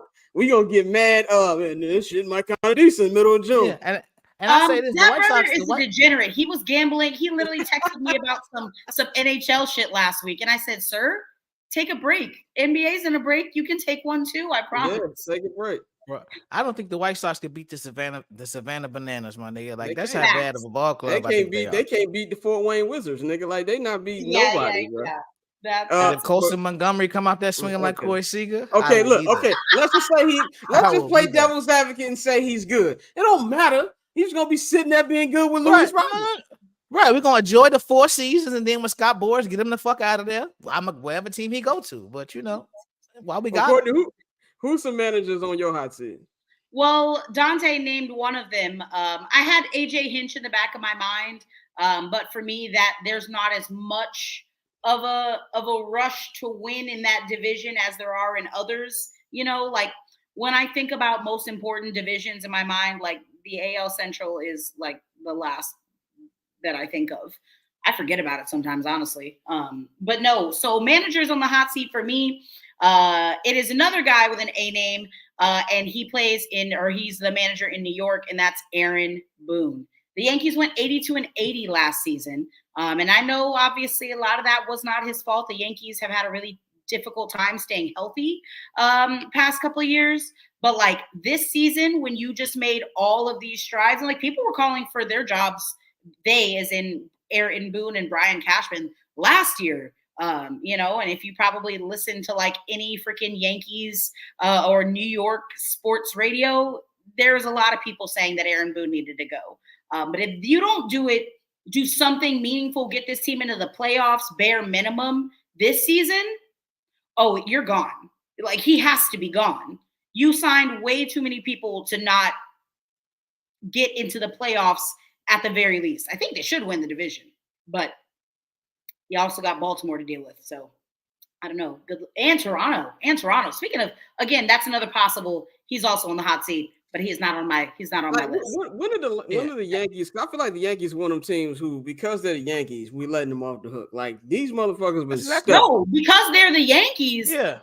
There's some serious pressure for them to win. I'm letting the Tigers off the hook because who gives a fuck about the Detroit Tigers? But no.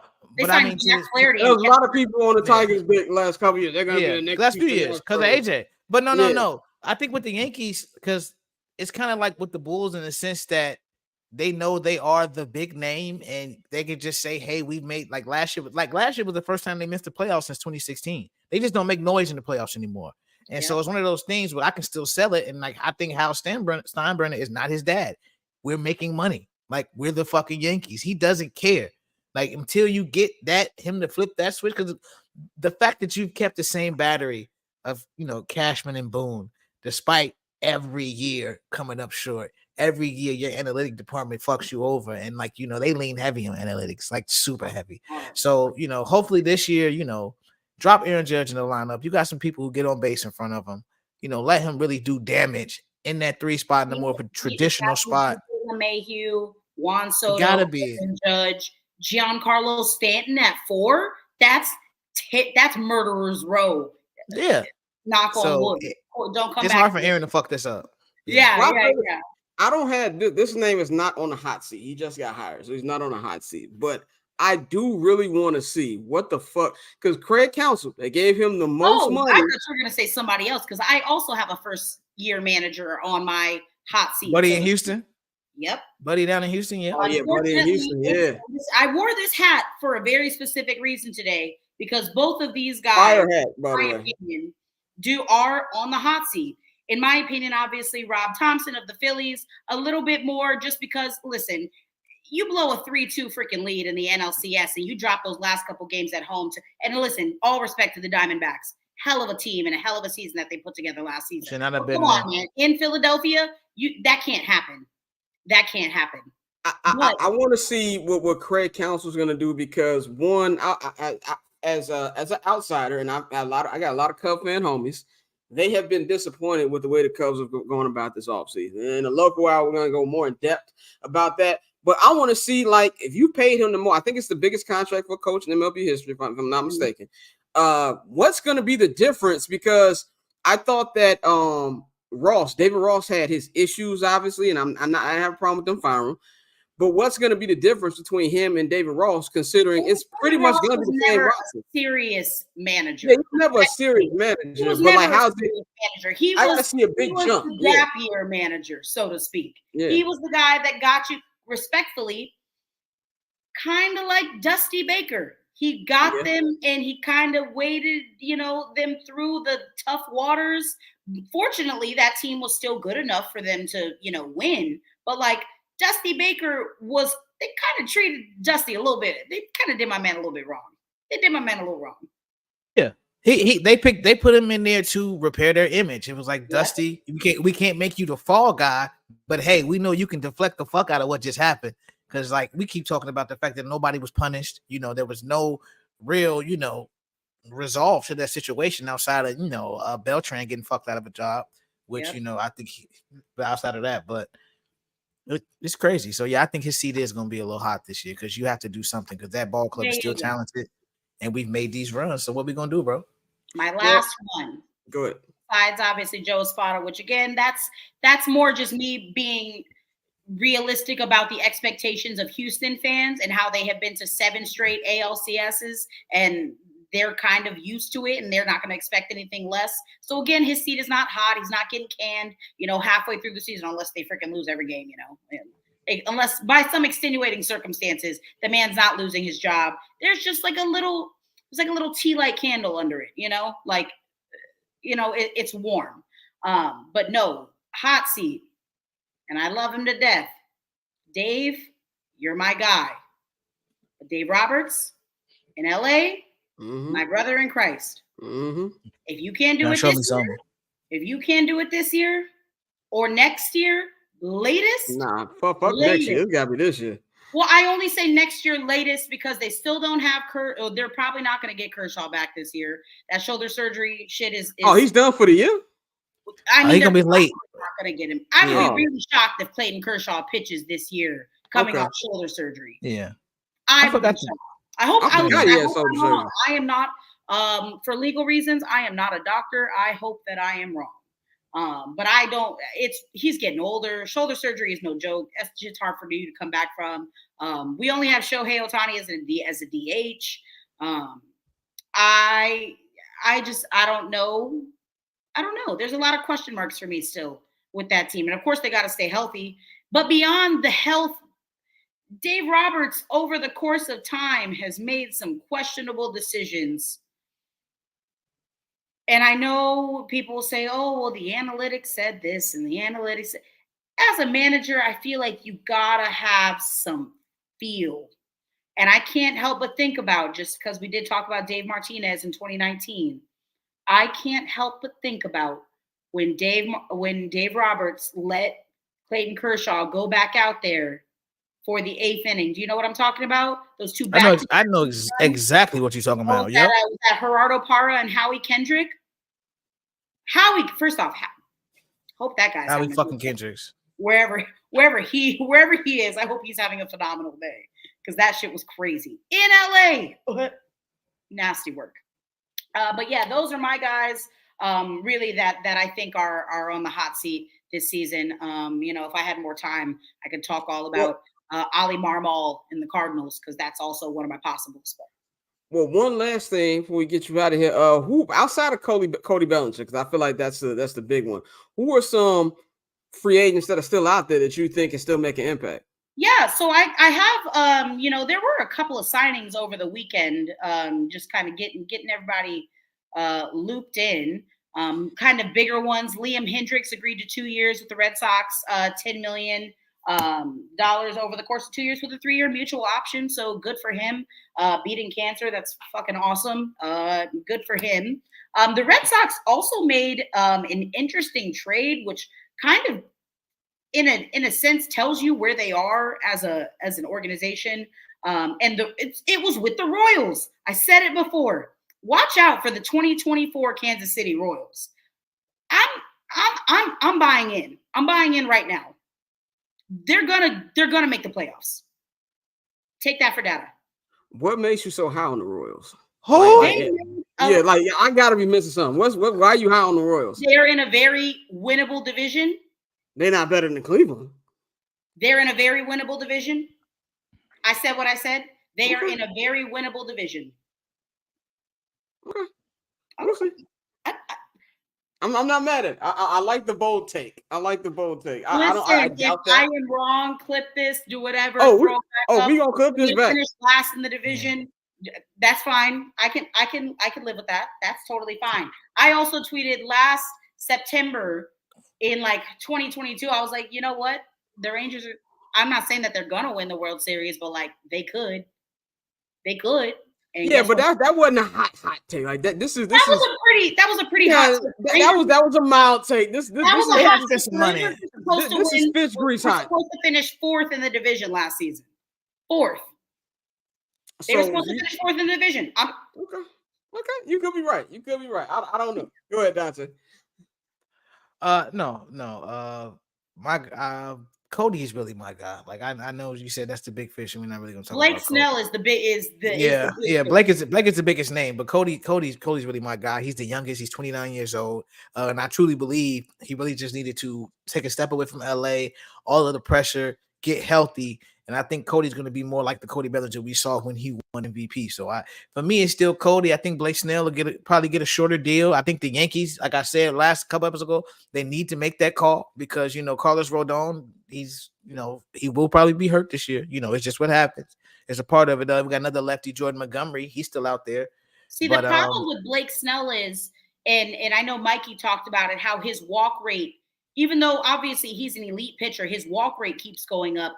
If I continued, my walk rate continued to go up as I'm pitching and going throughout my career, Cy Youngs or not, I wouldn't want to sell myself to a 2, maybe 3-year deal. Possibility that you get hurt in there obviously always exists. But then if your walk rate's going up, it's going to be really hard to get another team to buy into you with a significantly higher walk rate. Again, I'm just following a statistical trend here. If it does continue in that same manner, then you have, I don't know. I don't blame him for wanting to wait it out for something long term. I said that the funniest possible outcome. I don't blame it either because I feel like the Cubs trying to cheap him. Like that's what I feel. No, because Marcus, my whole thing is it following an analytical trend, or is this one of those analytics going wild moments simply because this is back in the day, a guy coming off a season like Blake Snell, he would have got paid.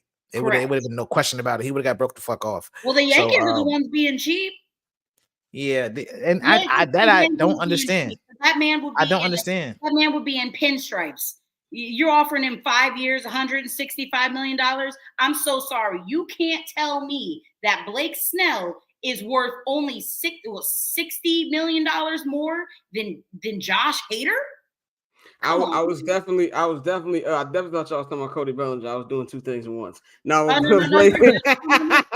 brought it. I'm with you on that one too. For somebody who just won the Cy Young, but with both of these, even with the Cody Bellinger situation, is I think they're rating for the right dollar amount, and I think the closer you do get to camp, it's going to come to a point where somebody's going to have to eventually cough up that money. I think Blake is in a better position than Cody because I think a lot of people, I don't know what the Cubs were thinking. Was that just a 1-year thing and he's going to get right back to having the same issues that he had prior to that? So that's why I think probably the holdup is. But I think in general, the MLB needs to set a timeline for this shit because we get so hyped up. It's not going to happen, but we get so hyped up for this offseason. You're doing the bidding of owners, Scott. I'm disappointed. You're shilling for billionaires right now. As a fan, it's annoying as hell that we're literally spring training's already started. We're like a month away from the actual season starting, and we still got some of the top free agents unsigned. It's crazy. Matt Chapman doesn't have a job right now, Scott. That's a problem. Yeah. So go ahead, Dante. You had something else to say? I was about to say, real quick. I think 2 out of the 3, if not all 3, are Boris clients. So I mean, yeah. And again, maybe the next show we can get into a little bit of the nitty gritty about Boris Corp and how man Scott. Man, we can.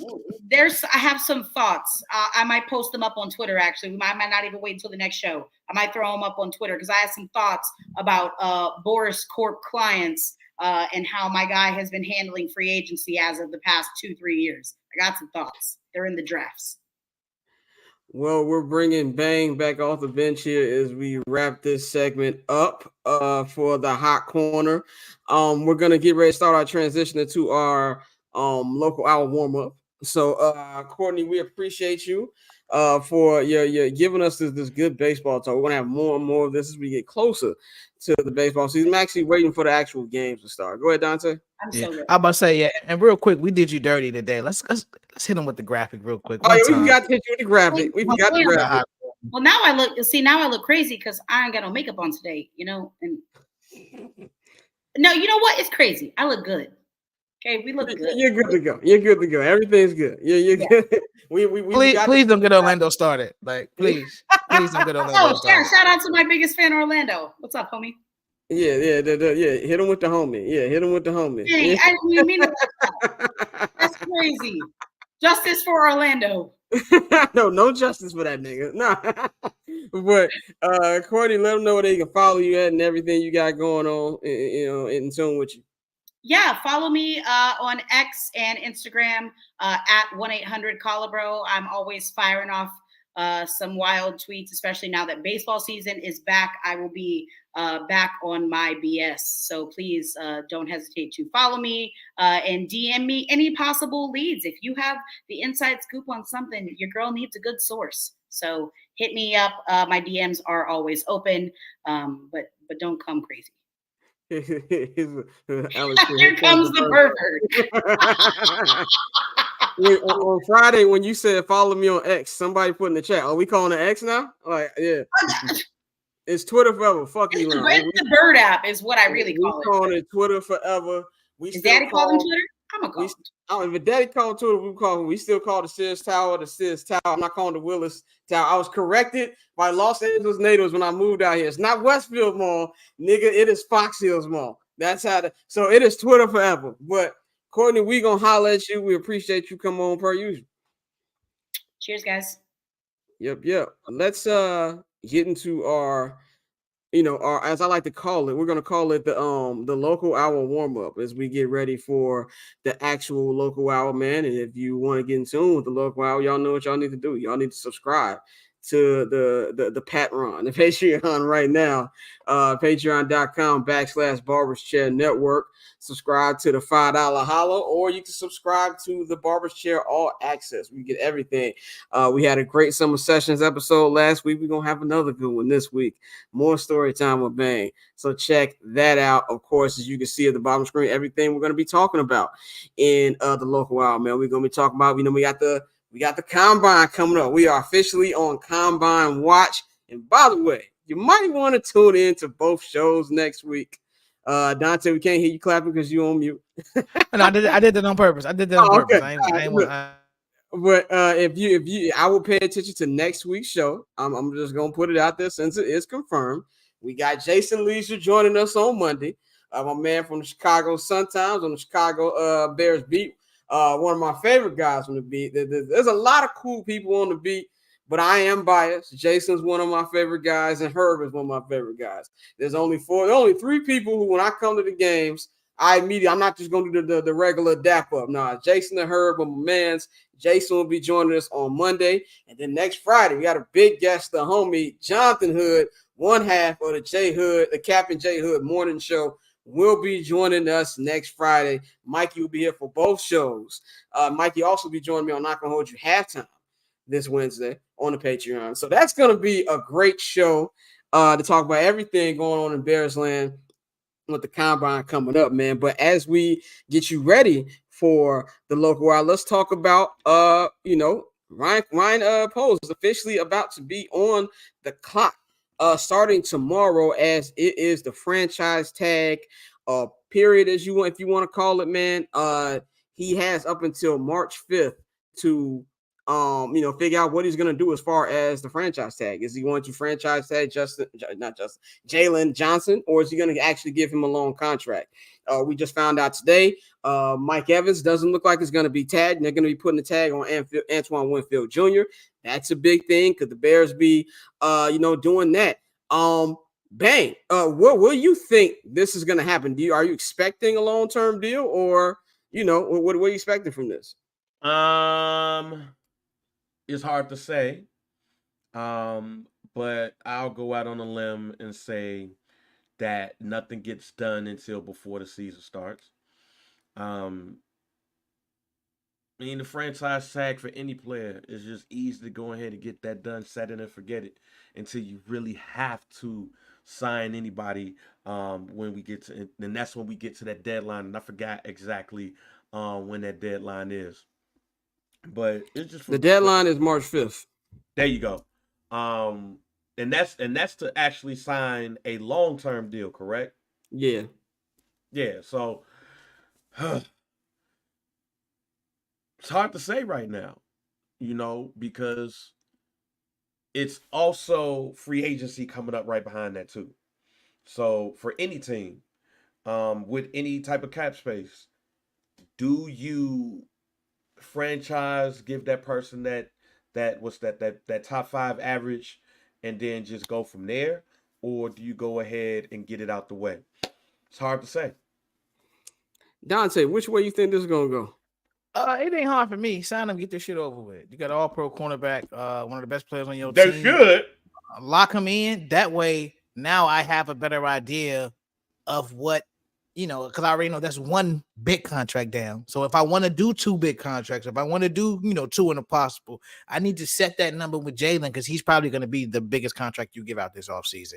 Nigga like me, I want them to go out to Saquon Barkley. That's just me personally. But that's more so of a luxury, not a need. So I think you set the tone with Jalen, you lock him in, and then you go down the list and go from there. Like you said, you got Mike Evans out there. You got guys out there that can contribute to this football team next season. So Duger, I don't know, have they made a decision on him yet? But you got a lot of good talent out there, both in the draft and via free agency. So I would try to get that Jalen deal done, get him locked in, and then we could really go to work and start crunching some numbers and seeing, where we need to get in, where we fit in. I think both of y'all got good points, but honestly, I think it's gonna get done. I think it's gonna get done. I actually think it's gonna be something that's announced pretty quickly. Not something I feel like we're gonna hit tomorrow, but I do think they're gonna reach a long-term deal before the March 5th deadline. This is something where it's been talked about in the circles. People keep saying, the numbers are there, and of course, when Ryan Poles said that, Jalen's not going anywhere, I think he also means he's not going anywhere because we can't reach a deal. I'm just going to franchise tag his ass. But from everything we've been hearing, I would be shocked if March 5th rolls around and he is on a tag. I don't think there's anybody else on the Bears who I would tag. So I kind of feel like it's not anything they have to make a decision. Unlike the thing they had to make a decision in Tampa, but I think this is it. I think this is going to be one of the first deals we hear about before things, start rolling out in that direction, man. What's some, on some non-Bears, what's some guys who you hope don't get tagged? I was really hoping Antoine Winfield wasn't going to get tagged, even though I knew he was, because we had to choose between him and Mike Evans. Obviously going to go with the younger guy. Bang, is there anybody, on the franchise tag list that you hope doesn't get tagged that the Bears can maybe go after? T. Higgins. T. Higgins. I've been hoping for about 2.5 years that the Bears somehow, some way, get T. Higgins in Hallis Hall. So I hope he does not get tagged. And if he does not get tagged, I hope that's who the Bears get as a second wide receiver. So T. Higgins would be that person. Dante, who you looking at as you hope don't get tagged? You were on mute, dog. Here we go with the bullshit. But no, I would say Saquon, Brian Burns, and probably T. Higgins. I know we've had the Bears, Daniel Hunter smoke, so that's something to look out for because he's possible as well. But I don't think with everything they got going on in Minnesota, they'll put the tag on him. But Saquon and Brian Burns, probably mainly Brian Burns because we do need another edge rusher. But if they do go luxury, get my dog Saquon. That'd be a great safety blanket for a rookie quarterback. The Saquon thing is interesting to me because I wanted Saquon on the team last year. I see no way that the Giants franchise tag him. I don't see that happening at all. They didn't franchise tag him last year, did they? No. Or they just gave him like a 1-year deal. They just gave him like a 1-year deal, yeah. No, they franchised him, but then they gave him a little short deal. Yeah, Okay. You're right. So that means they can't use it again, right?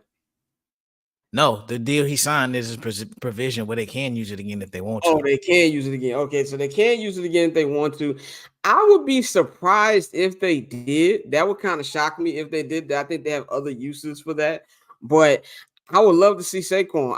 It's not the thing with Saquon, of course, obviously T. Higgins is one that stands out. I think T will be franchised just because I don't think he's coming back to the Bengals, but I do think they'll tag him and trade him. I think that's probably something that will happen.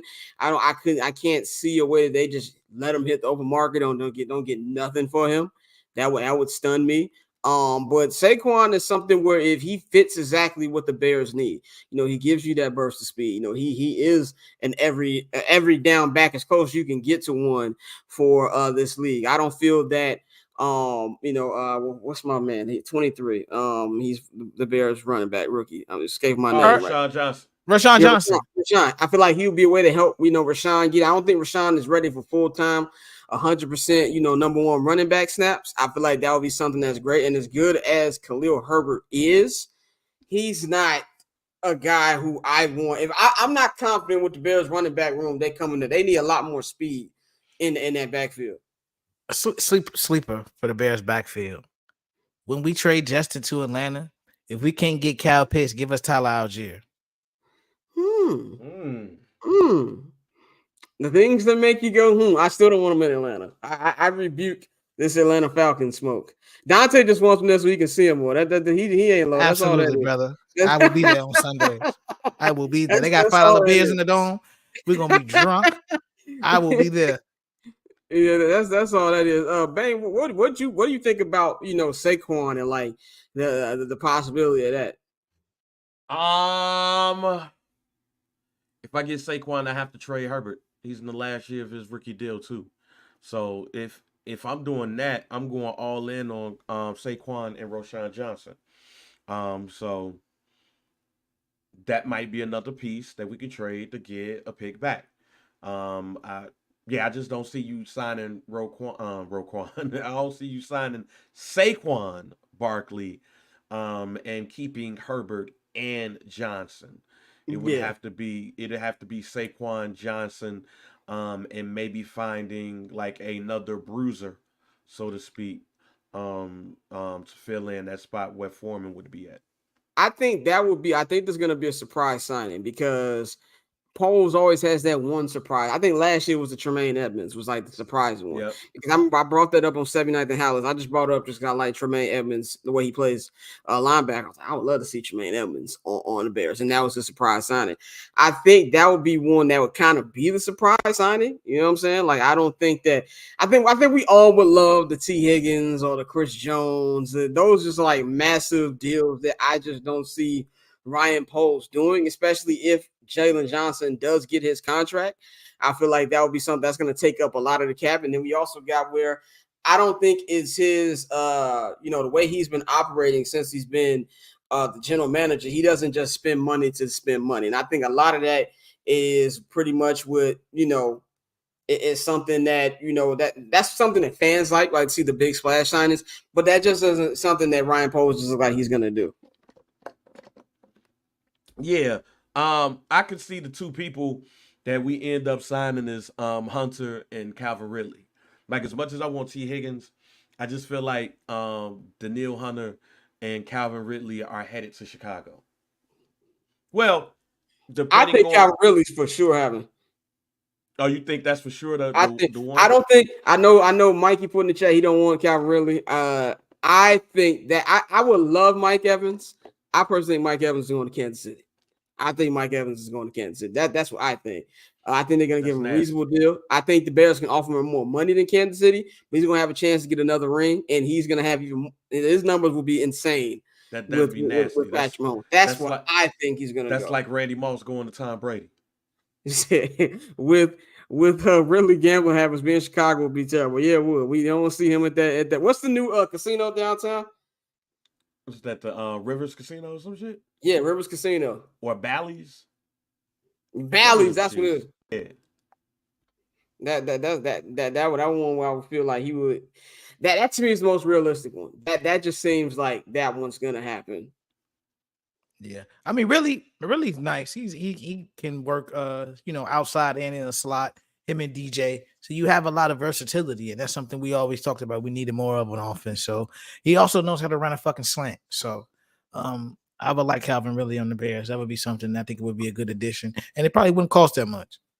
Yeah, it's not gonna cost that much. I don't think. I think the thing here, when we gotta look at it, we only got a couple more minutes and then we'll wrap this up. I think what you gotta look at it is you need a number 2. I think they're gonna get number 2 in the draft. I don't think anybody like I said, I would love Mike Evans on this team, but I think he's gonna go where he's gonna go at number 9. I think he's gonna get one of the 3 wide receivers that I'm hoping falls there because a lot of wide receiver needy teams and a couple picks in front of them. But if you can come home with the neighbors or a Dunze, or obviously I would love him to trade for Marvin Harrison Jr. I think they're gonna go get one of those there, and then maybe you got Ridley as your vet number 2, and then he eventually will be a number 3. That's what I think is more realistic, but I would love T. Higgins or Mike Evans. I just personally don't see that, man. So anything you guys wanted to rep on before we get ready to wrap this up, and move on to the local hour?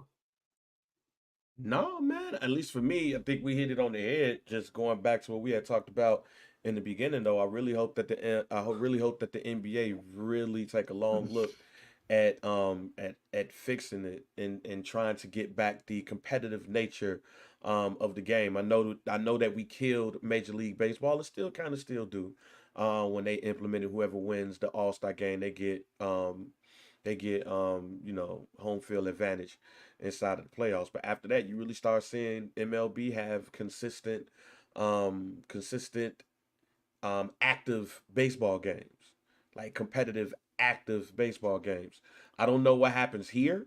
I don't think you do that because I think in basketball is very important, very very important, and I don't know if they want to do that there. They got to do something to make this competitive, man. All Star Weekend used to be something that you look forward to and you watch as a family, and right now we're losing recipes. We're losing recipes when it comes to the NBA. So let's get that back. Yeah. Well, I'm gonna say that's dead because baseball don't even do that shit no more. Yeah, that's and what I I'm just saying. yeah, I'm about to say, but me personally, I hated that for several reasons. Because I'd be damned if I bust my ass in the regular season and we went on these games and I don't have home field advantage because you niggas didn't take an exhibition serious. Like you said, the niggas gonna be pissed on that one. But Yeah. the league got to do something. It's like, and that leads back to what we keep saying. Like, it's gonna take them changes. I know my example was wild as hell in the beginning of the show, but no, seriously, it's gonna take the players going out there and not doing what Anthony Edwards said. And he said, we just here on break. Like, nah, we know we on break, but we came to hoop. Like, we came here to I hoop. was doing peak producer stall. I'm glad I was doing that. So now we're gonna bring in our guests. Like we're gonna have the last. Oh, okay. We got My the home. guys. Larry Legend, man. If you are not in tune with this brother, man, one of the best comedians out there. Follow him on Twitter and Instagram at Larry is Legend, man. I'm glad we got everything working to get you back up on here, man. Yes, we're gonna take the next 10 minutes, man. Basically, he is going to be our new culture correspondent here on the show, man. We're gonna be talking about everything going on in the world of hip hop and the world of entertainment. Larry, what's going on, my brother? Nothing much, man. I came in on y'all talking about that All-Star game or whatever you want to call that shit. I just want to let y'all know before we get into it. Yes, I'm gonna be a part of the show. I wanna bring in a new segment. I want to show you guys some bring the culture to the show. Just a little bit of my take on the culture to the show. I appreciate y'all guys for having me on. I don't want to jump into too much real quick, but I do want to say that I'm gonna be, I got a little bit of a segment. This is not how it's gonna be set up. Right. This is just the crib. You know how it goes. Right. But, I don't know what y'all was. I know y'all was talking about the All-Star game. Well, pretty much what I wanted to ask you is like before we get to like your opinions on All-Star Weekend, because we didn't win about that all show. But what's some things like that's been happening in entertainment that's kind of like stood out to you like over the last couple of weeks? We just came back from in all its music, whatever. Anything that's like something that's like a hot button topic to you. That's something you had like strong opinions on lately. I can't speak for Tay, but I know you, Scott, and we some Hov fans. Hov foul as hell for the shit he said at the Grammys. I don't agree with nothing statement, but from him, I don't. You know what I mean? Yeah. Like he was talking about how we gotta come together and this and that and blah blah blah. Like, brother, you're on the stage where you can start all this shit. And instead of saying, I'm not accepting this Grammy because y'all ain't give my girl her just due, he still accepted the Grammy. I didn't fuck with that. And then he left. Things that's going on in the culture that I do have an opinion about, you know what I mean? And I think we all feel the same way about it. Like, Hov, he sold us a river, bro. You know what I mean? Ain't no fish in that bitch. Ain't nobody else but him. So it's like, we got to get to the point where if we're going to speak on black people and we're going to speak on the culture and all these type of things, we got to make sure everybody eating. And I feel like Hov said that shit in a place of Hov. You know what I mean? Like he's up. Yeah.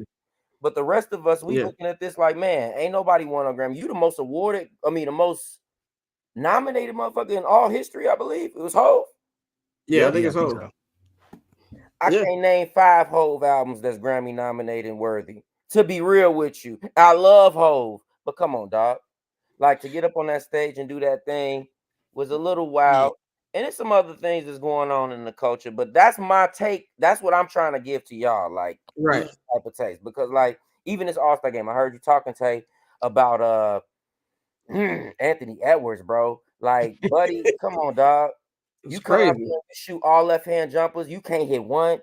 You know what I mean? Like, I'm left-handed, so I felt forgot about that. disrespected by stuff like that because it's like, oh, you trying to disrespect.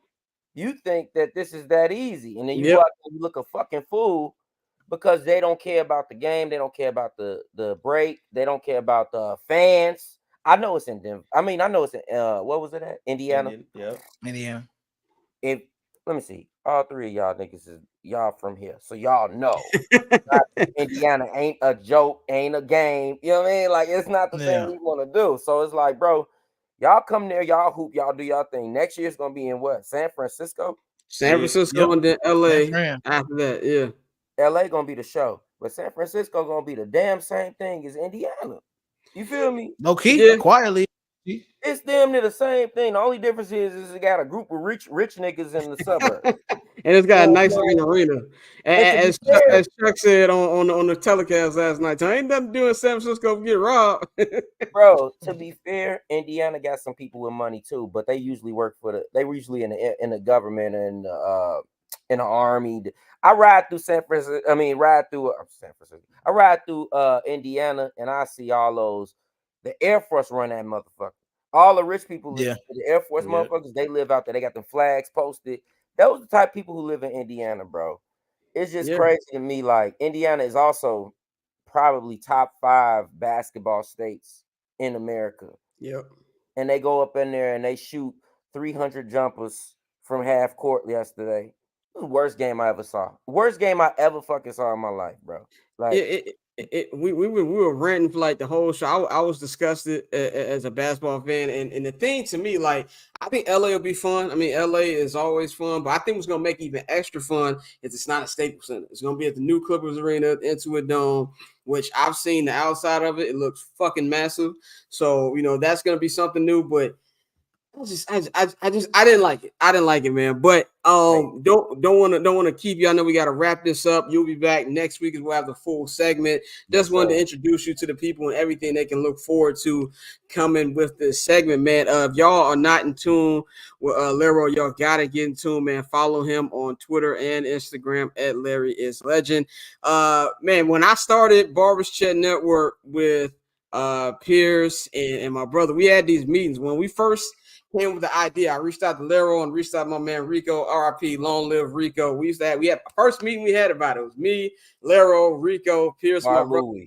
Bar Louie, downtown South Loop Bar Louie, came up with the original concept, man. So I'm definitely glad to have you on here in some capacity. So definitely look forward to what you got for us next week, bro.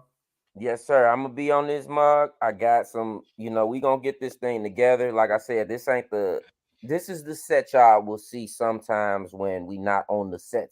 But I do have a set because I don't have a camera like Bang that could make me look as good. You know what I mean? Look at his Bang got his 5 screens set up over there. Nigga, that's a light in the iMac camera. Nigga. I need a ring light. Yeah. I got one of these rig lights here that them IG models be using when they selling tea and shit. Hey, no. Pause. All y'all look good. All y'all look good. I look blurry. I'm trying to do like y'all, man. Definitely, bro. Follow him, get in tune with him, and he'll be back next week, bro. Glad you can hop on real quick. Yes, sir. Yes, sir. So we're gonna wrap this up, man. We're gonna wrap this episode up, y'all. Get ready for the local hour of the show coming up.